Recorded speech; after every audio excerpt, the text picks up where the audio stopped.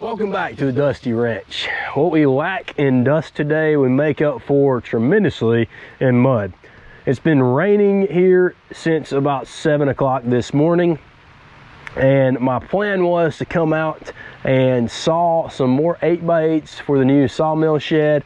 I pulled the sawmill out of the old sawmill shed earlier in the week so that we can make that happen, and it is a bust, but that's okay.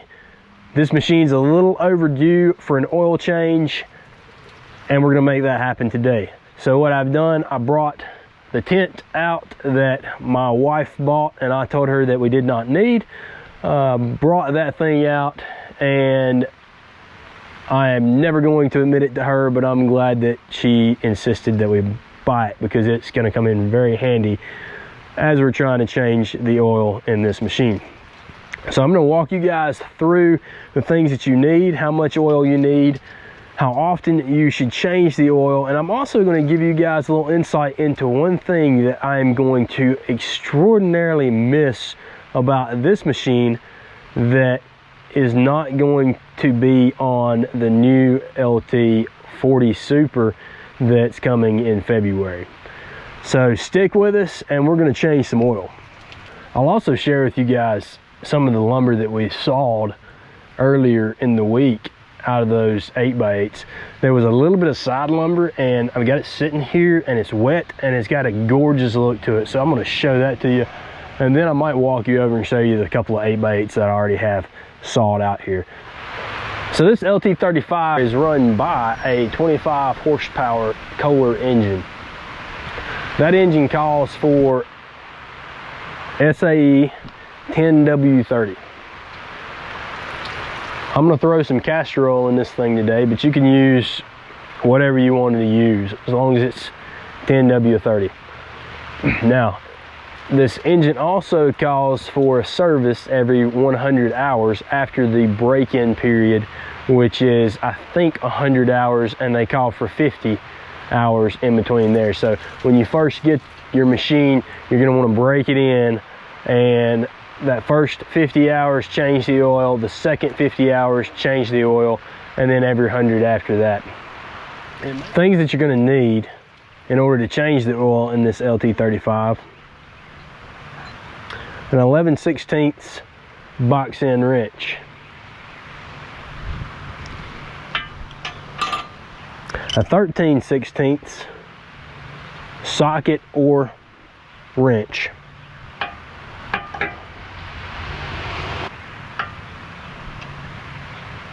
a filter wrench, a trusty funnel,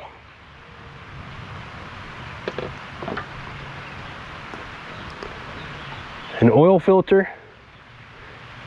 I like to get mine directly from Wood-Mizer, and I generally get the Kohler brand, the one that's genuine for the Kohler engine.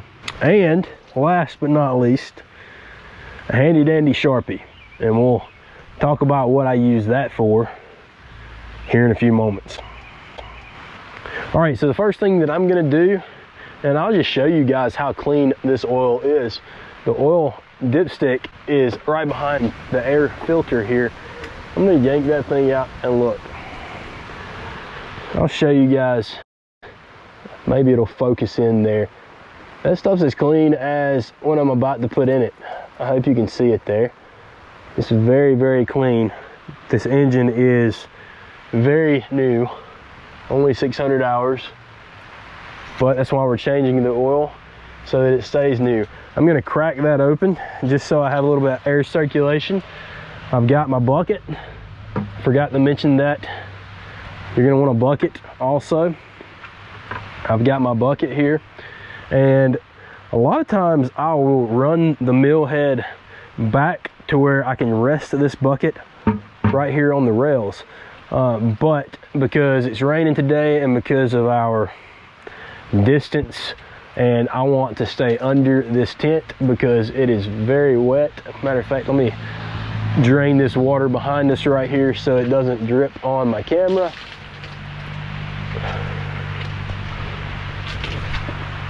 But because of our very small area to work in, I'm just going to set this bucket on the ground, and when I bust it loose, I'll bring the bucket up. So your 11/16 is going on this brass nut. This is your hose. They did a great job in designing this so that your oil would not pool up on the bracket that holds the engine here. So your 11/16 fits that brass nut.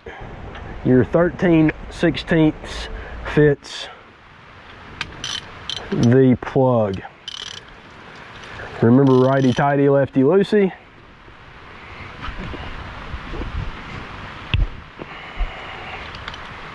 And it's not extraordinarily tight because I don't want to strip it. That's all it took.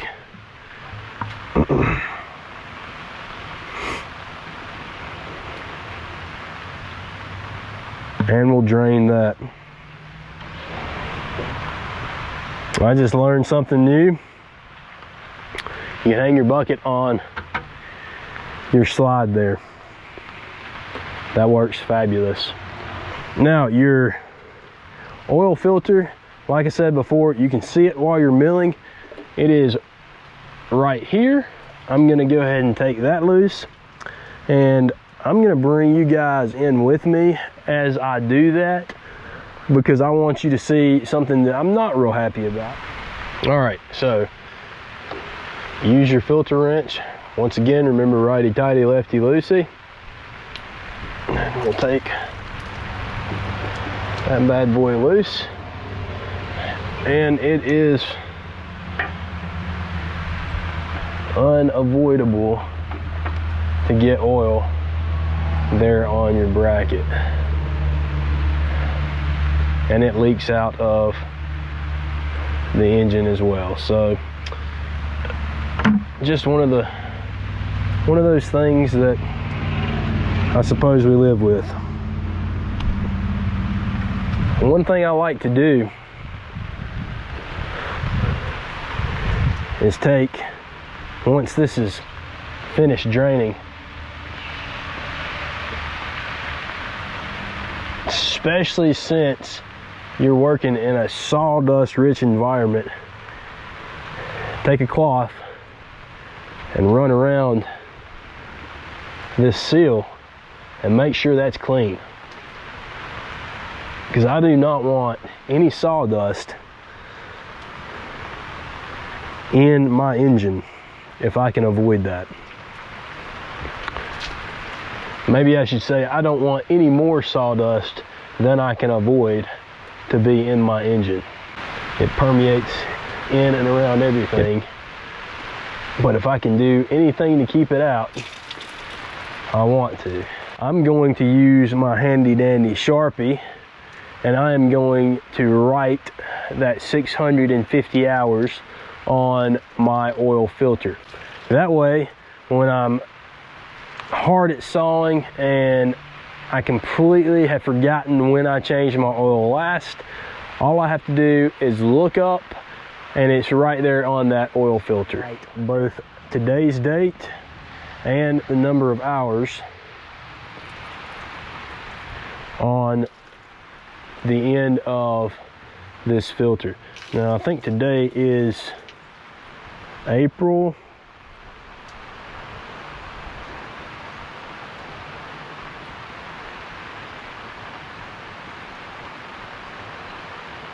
the 25th.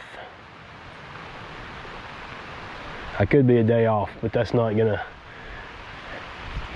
matter that much, as long as I have a pretty good idea of the time it was changed last. All right, so this engine's pretty well drained. We'll go ahead and replace the oil filter. I did go ahead and add the year, because, you know, who knows? And not to be morbid, but if I were to die tomorrow and this mill was to sit here for 6 years, I think it would be important that next person knows when that oil was changed. And I'm gonna hand tighten that filter. All right, so we'll go ahead and button this back up.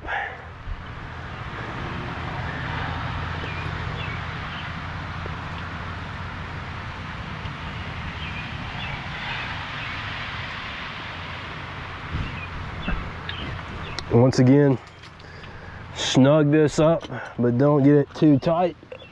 You don't want to booger up that brass threads.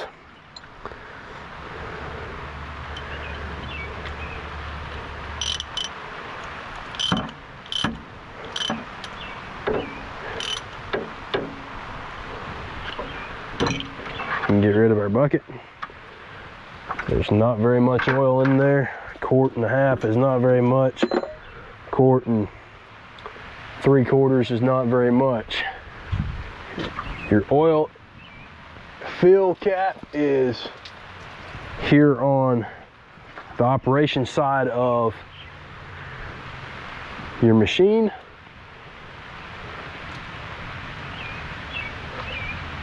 And this really works much more efficient if you're able to raise your saw head up past this obstruction. But we're working in tight enclosed area today because it is quite a rainy day.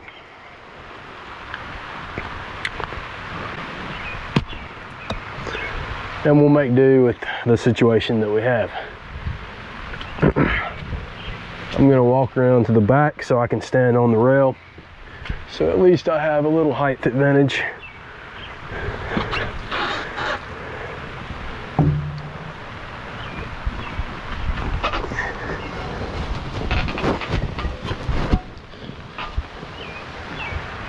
And I will dispense my first quart.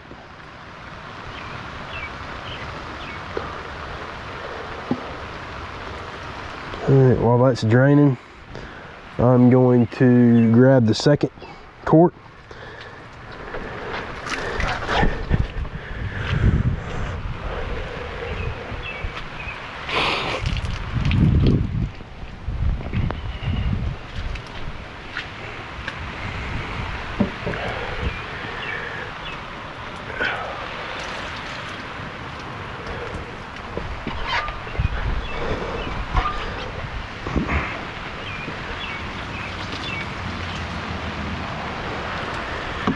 And this is the one that I've got to watch.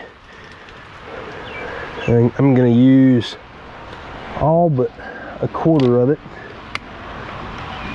And then we'll give it a minute. And we'll check our dipstick.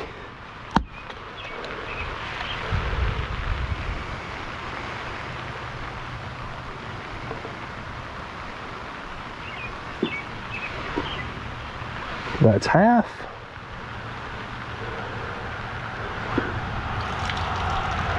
Just a scotch more.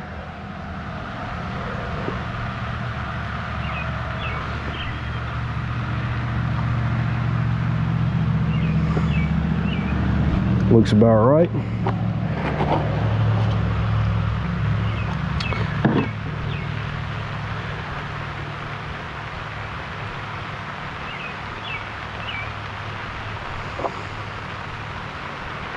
Place my fill cap. Once again, I'm checking for sawdust, and I have a little bit around that, where that cap gasket goes.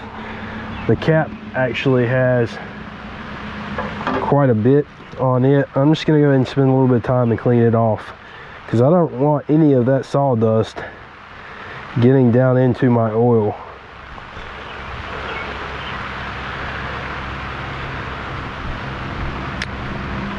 Like I said before, this is a dust-rich environment. Dust and engine pistons are not very good friends.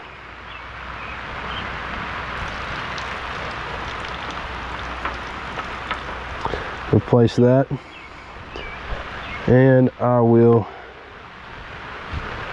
come back down.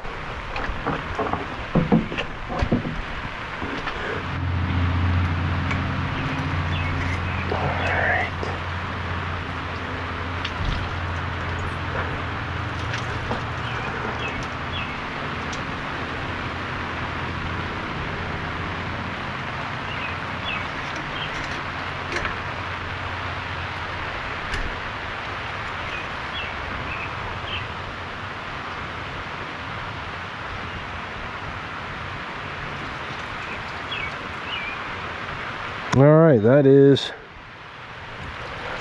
perfect. So there is one thing that I know before I ever get the LT40 Super I'm going to miss about this machine. And there may be two, but I know for certain there's one. And that's this gas tank right here. We've got this gas tank that is detachable from the mill, and Wood-Mizer does not put that on their machines anymore. I think it was one of those EPA decisions, but that's something that they can't do any longer on their machines. This thing is like a boat gas tank. It's got a detachable hose.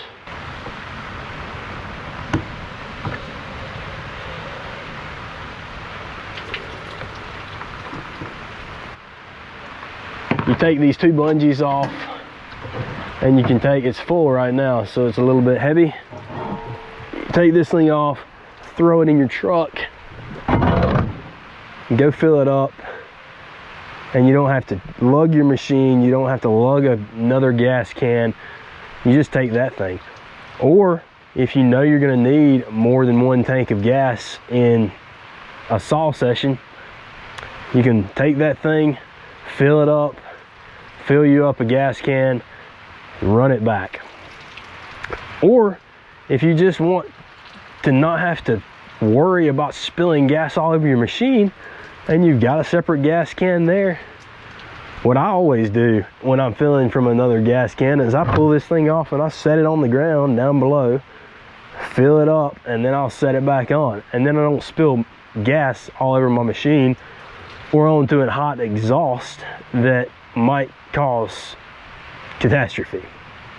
So that is the one thing that I know beyond a shadow of a doubt I am going to miss about my LT35. Like I said, there might be a couple of more, and I'll share those with you in later videos, but I know that I'm going to miss that.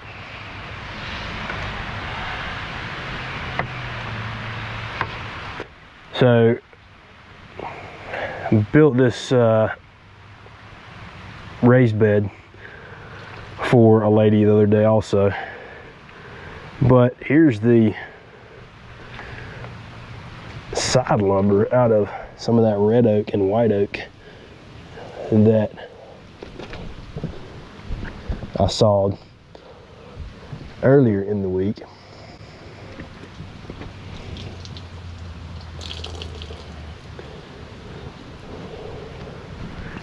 I'll walk you over here. Since it's slacked off and it's raining a little bit, I'm gonna show you guys the 8x8s. There's only two white oak 8x8s in there. The others are red oak. That's okay, I'm not particular.